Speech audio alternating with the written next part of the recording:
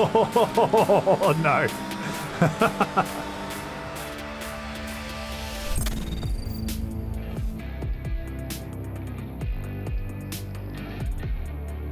What's up guys, Hobbo88 here and welcome back to iRacing, and it's build week, week 13, and that means new content. And one of the cool things that's come out this week is this. You can see on screen the brand new Mercedes-AMG Formula 1 car. This is the 2021 Formula 1 car, and it is the W12E is the name of this particular car. But in this video, we're going to go ahead and put it through its paces, have a bit of a look around, check it out. We'll check out the garage, we'll try a few things, and we'll do a few laps. So I figured I'm not really an open wheeler guy. You guys know that if you follow my channel, but I do follow the F1. I enjoy the F1. It's a great year this year. The championship has been really, really good to watch. Very enjoyable. One of the better years that I can remember from F1 in recent history. And although I don't do a lot of open wheeler racing, I thought it'd be cool to jump in this video and check out this car. So guys, strap yourselves in. Let's check out the Mercedes-AMG. So this is it. This is the car. A little bit of information about it. It's the F1 car from this year. Basically, this tells you a little bit about it. It's the 2021 version of the car.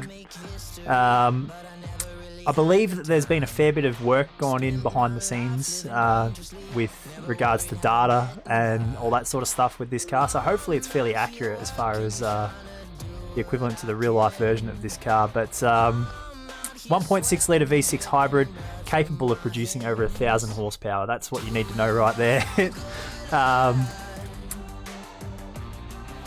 The W12, so this version of the car debuted in Bahrain. So it's pretty like technologically, it's a pretty impressive bit of kit. The cars these days are very, very advanced, obviously, and high downforce, extremely fast cars. So over 5 meters long, 2 meters wide, and 752 kilos. So when you're talking about 1,000 horsepower, the power to weight ratio in these things is insane. But that's a little bit about the car itself. We don't need to bore ourselves with the details too much. What we're actually going to do is go and do some test driving. We're going to do some laps, and I think probably if we go, let's have a look. We'll just go default. iRacing default stuff is fine. I'm not too fussed about that. We want the obviously the Mercedes F1 car, and I actually think, although it's a track that I'm not a big fan of, typically, you guys that follow my channel for a long time probably know that, but Suzuka I think is actually probably a great track to test this on. It's a track with a lot of variation to it and lots of different corner types, so we're going to do that. Generate starting track, yeah, whatever, that's fine. I think we'll do maybe late afternoon, and time multiplier is fine. So we'll load in here and we'll do a few laps and we'll see what it's all about. Hopefully we have a little bit of fun with this car. I think it should be really good. It's going to take a little bit for me to get used to driving something with so much downforce though, because I don't drive anything with wings on it normally, as you guys know. So that'll be interesting. And we're also on our Fanatec CS 2.5 wheelbase, but I don't have any F1 rims or even GT like type rims because they're not the sort of cars I typically drive. So I've got my BMW GT1 rim that I use for everything, but obviously it's a big round sort of wheel as opposed to a proper F1 style rim. So that'll be a bit weird as well. But anyway, we'll see how it goes. All right, so here we are in the beautiful Suzuka, a lovely late afternoon like we chose. And before we get into doing anything in the car itself, the first thing I want to do is check out the garage, obviously. Now, I'm not really a setup guy, you guys know that, but I think this stuff is interesting and it's worth having a bit of a look through. So a lot of this stuff I'm not going to have any idea about, but some of you guys out there are interested in this sort of thing and are a little bit more technical and knowledgeable when it comes to car setups. So this stuff is interesting. So straight away, actually, I didn't realize that we were doing I did know they were talking about doing multiple compounds, but didn't even think about it, that they'd had multiple compounds on this car. So we do have the soft, medium and hard tyre compound for this car, which is really cool. That's actually exciting. Hopefully we can get more multi-compound racing in the sim because of this, which is really cool. So that's interesting. We might even do a comparison in this video with the lap speed with the different tyres, perhaps. Tyre pressures, obviously, that's pretty standard sort of stuff. But then we've got the downforce trim. So you've got your amount of downforce, which will be your wings and things like that. So best choice depends on the type of racetrack. Tracks where average speeds are low, select high. Medium speed tracks, select medium or high. And fast speed tracks, select medium or low. So obviously, more downforce for more cornering grip. So somewhere like Suzuka, I imagine, would be fairly high because there's a lot of cornering and stuff here, although it is a very fast track. So somewhere between medium and high would be good. Front flap offset, more downforce, more drag. And the gurney flap on the back, the gurney on the rear wing, which is pretty standard on a lot of cars. Obviously more downforce, basically, but slower in a straight line. The aero calculator, so this is interesting. So this is for calculating purposes only. Use the gurney above and ride heights at speed below to calculate aero balance. So that's interesting. It gives you a ride height and a gurney adjustment to give you a balance, basically, and a drag ratio. So that's interesting. So this is pretty technical, in-depth stuff. I haven't seen this in any other cars. It could be in some of the other cars already, but I've never seen an aero calculator in here before. So this is when you're getting right into the nitty-gritty stuff with the setups, obviously, which is not going to be me, but that's really cool. I'll have a quick look at the chassis stuff. So we can turn the transparent, you can make the halo transparent. That's interesting. So just for a sim-based thing, and obviously not for realism, but you can turn the halo off for the in-car camera. So that's interesting. Cambers and toe-ins, that's all pretty standard. Your fuel levels, heave rate, what's that? How stiff this end of the car is vertically. A stiffer spring controls the chassis attitude better, less pitch change, which is good for aerodynamics and camber control. But mechanical grip is often better with softer springs. Generally, relatively stiffer rear springs increase oversteer and softer rear springs increase understeer, which we knew. Please be aware that maximum rear heave rate is limited by front heave rate. Okay, interesting. So the heave rate on the front and the back. So it's basically a stiffness setting based off that. Your roll rate, so that's your corner stiffness, and your ride heights. So, I mean, most of that's pretty standard, and not that much adjustability in there, but then that's probably normal too. The drive and brakes, so your diff preload, entry diff locking in-car control dial. You can change the setting while on track. Entry locking affects how much force is produced. Attempting to keep both sides of the diff lock, so it's like a diff lock setting. Okay, interesting. So there's an entry and a middle and a high speed setting for that. The power unit control. There are two MG UK deployment modes, race and qualifying. Right, okay. Race cut deploys percentage projected speed at the end of next straight or in order to maintain a target battery charge level. Qual holds the power unit in overtake mode. Engine braking. So this is going to be the amount of engine braking the car control has. Can change the setting while on track. More engine braking will create less understeer on corner entry. So this is pretty intricate in-car adjustability stuff to help with the car balance. And you see, if you ever watch F1 and you see any onboards, you'll often see them tweaking dials and things and adjustments on the wheel. That's the sort of stuff, I guess, that they're changing. Same with this, with your brake balance. So bias, that's pretty standard in most cars. But dynamic ramping isn't. There's a point where the brake pedal travel, where the brake bias starts to increase dynamically towards total brake bias. Whoa! So it's like an adjustable pedal setting, basically. So your bias adjusts based on travel on your pedal. That's interesting.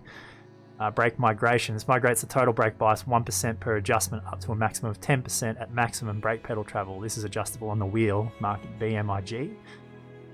And the brake magic modifier. So brake magic, you guys might remember if you watched. What was the name of that street circuit that they raced at, where Lewis on the restart messed his brake magic button up and blew the corner at the final restart. I forget the name of the track.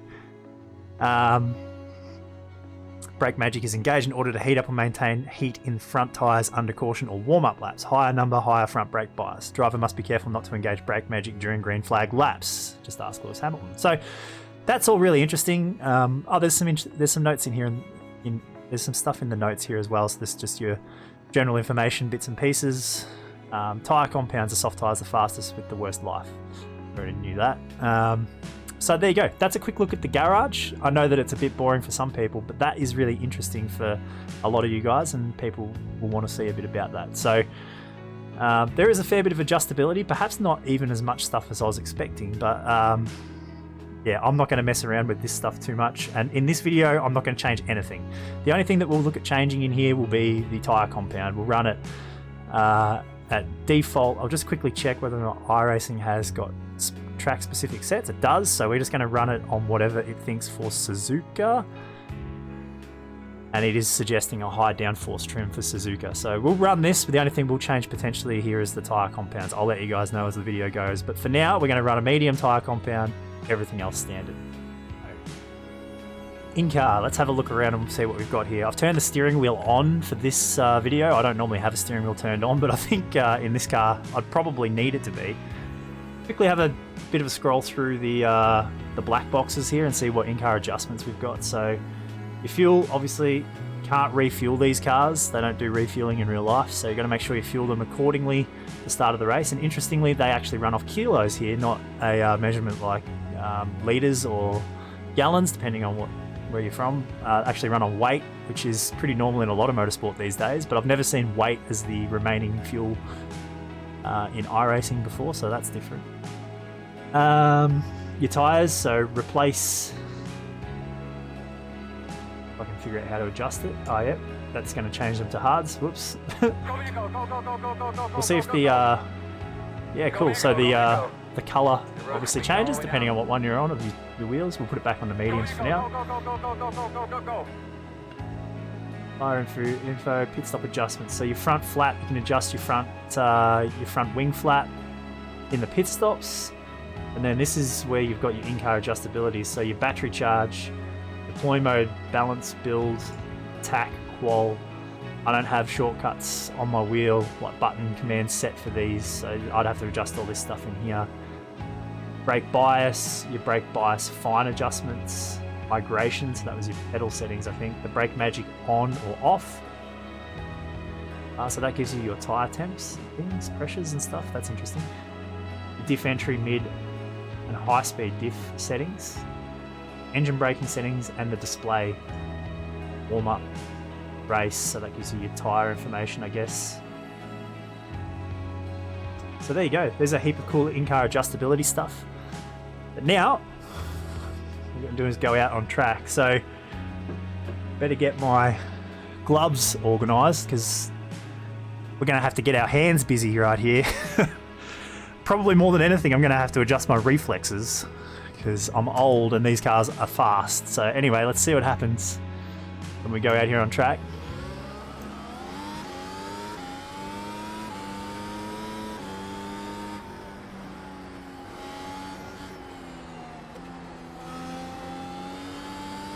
But I think Suzuka should be a good track for this.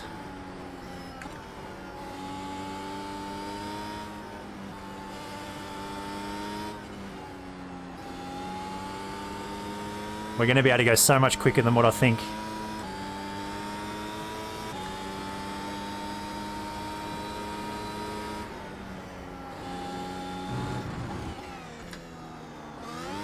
Oh, we died.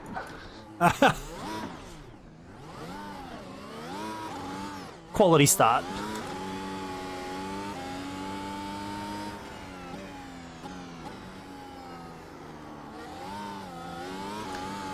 So for sure you got to be a little bit careful about wheel spin.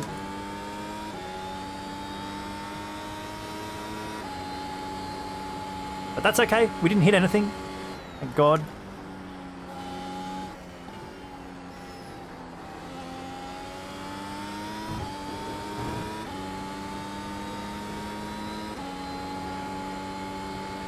All purple sectors. We haven't done a lap in this car before, so... Wow, that's just flat out without even trying.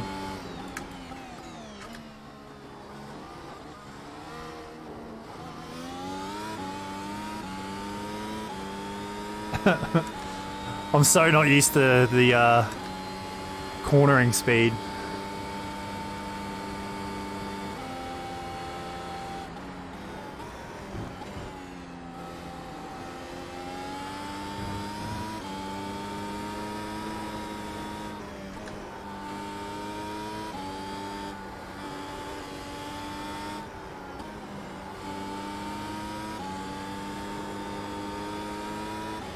That, actually, I think that's a flat corner there. That's incredible.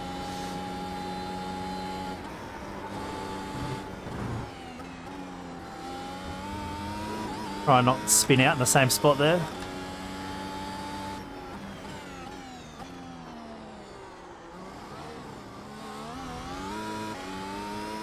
They are a little bit tricky at low speed, like to manage that wheel spin.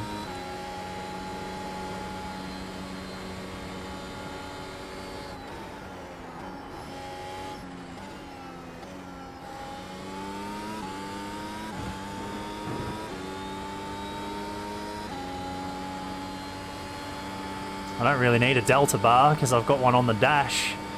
That's okay.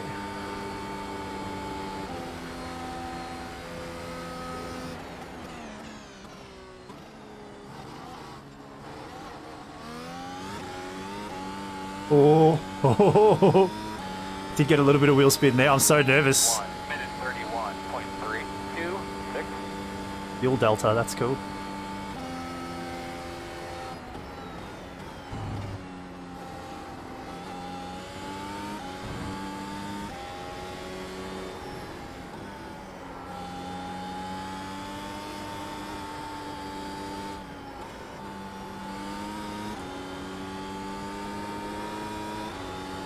Yep, that's flat through there.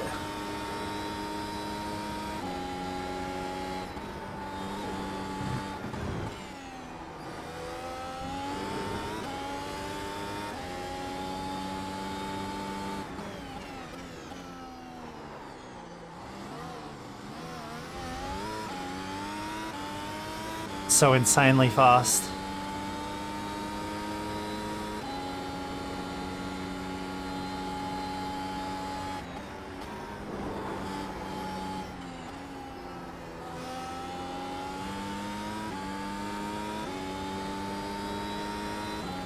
What are we looking at here? We're looking to go into the 1 minute 30 bracket. I've got no idea for reference if that's a good lap speed or not.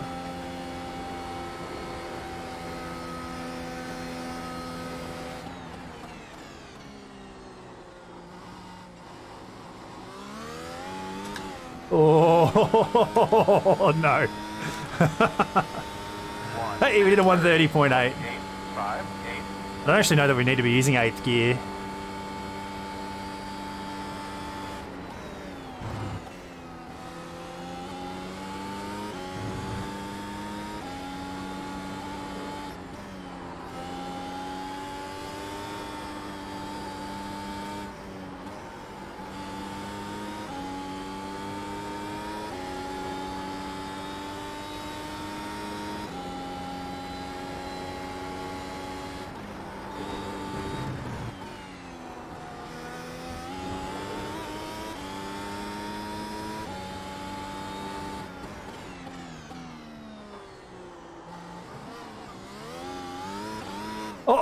Oh, yeah, the wheel spin.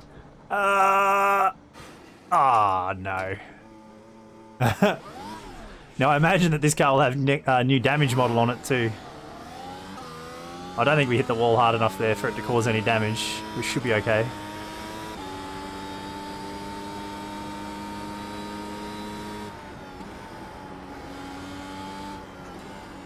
And the other thing that we haven't tried yet, that we haven't tested, and I've got to remember what button I actually pressed for it. I think it's I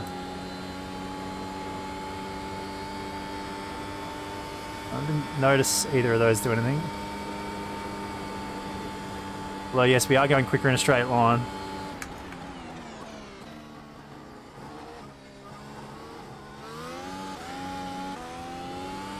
It's DRS. There we go, DRS. It only engages in the DRS zone, so that's on the main stretch. And look at how much quicker we are in a straight line.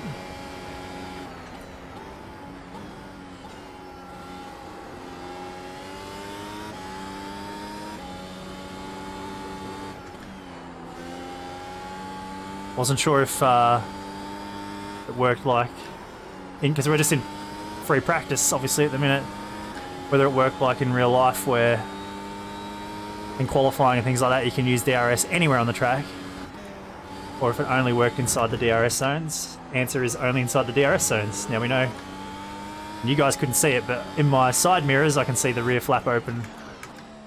on the wing. A bit better through there.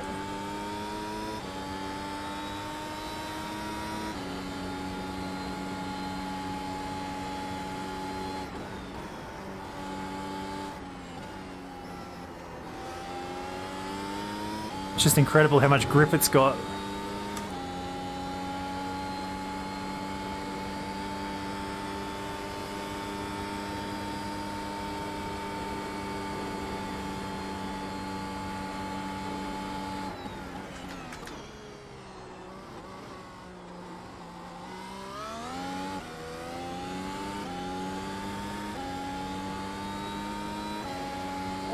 All right, 1 minute 30.1. See if we can go under 1 minute 30. It's a bit deep.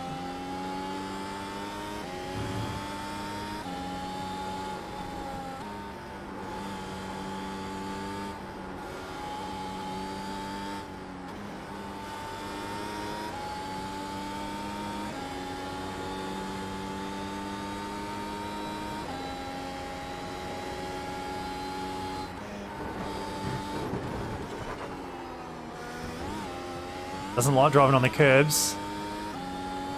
Unsurprisingly, really. Bit of a brake lock on the corner entry there.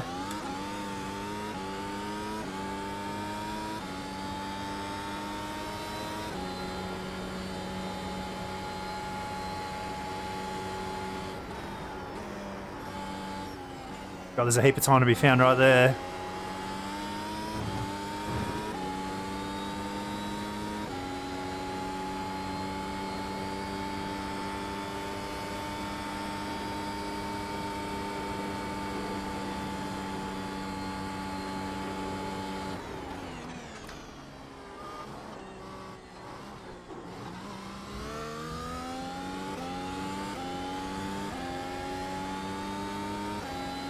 Alright, let's try that again. 24, 7, 6.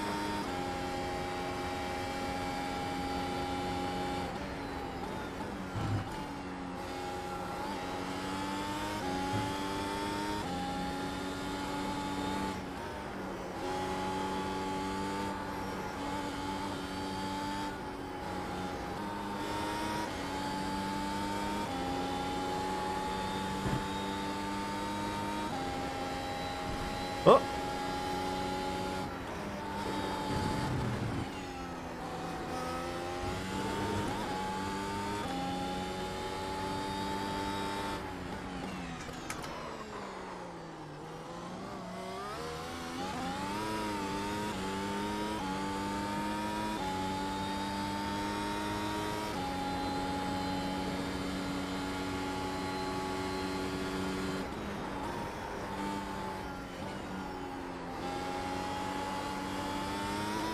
Off track, no!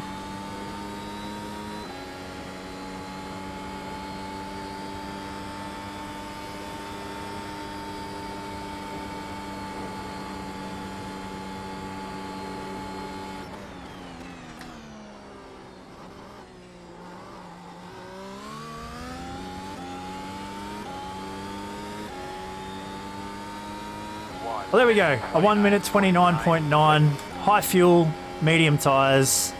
We'll use that as a bit of a reference point. We'll go back to the pits here and we'll put the soft tyres on. And we'll just see whether or not we can go any quicker with the soft tyres. Let's do that. Alright, here we go. So, soft tyres on board. You can tell because of the red sidewalls on the wheels.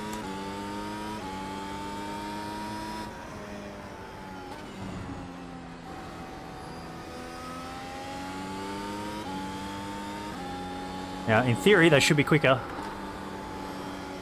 How much quicker? I haven't changed anything else on the car. Went into the garage, changed the soft tyres, and that was it. We're still running the same fuel load.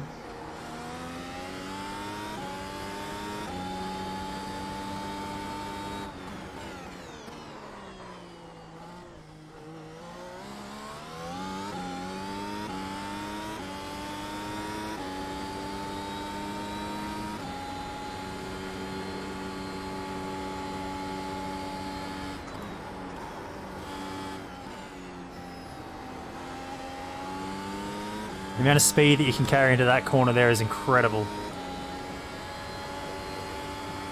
So we're starting to build up our momentum here. Let's see what we can do here on the first flying lap.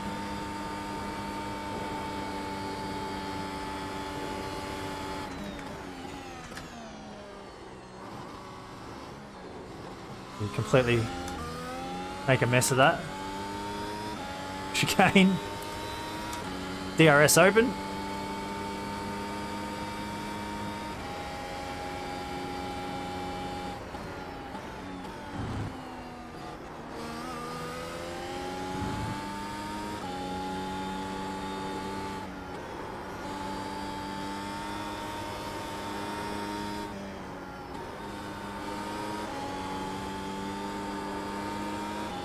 Compromised our line through the left-hander there. We were too fast through the right-hander before it, but that's okay. We're still up.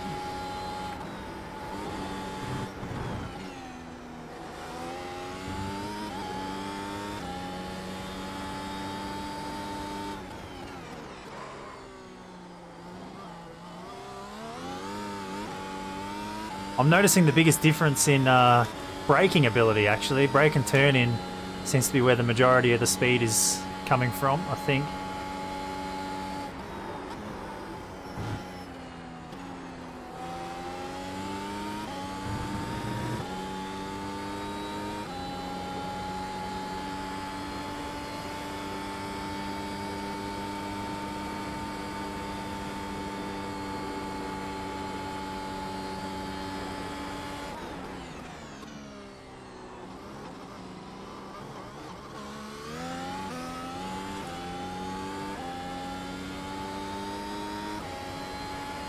Well, we went about 7 tenths quicker there, about 6 tenths quicker on our first lap, so for sure they're a little quicker. Oh!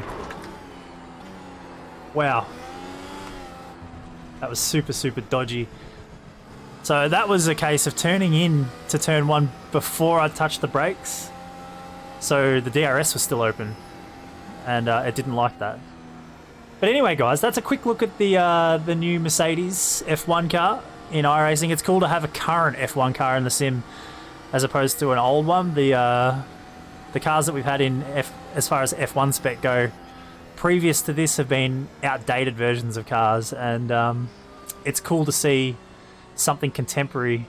Like, the season hasn't even finished yet for F1 this year, and we've got one of the current cars. It's kind of hard to believe, and very impressive on iRacing's part to get that organised, and it's cool to see the relationship there with Mercedes in place and in a position where they're prepared to do that.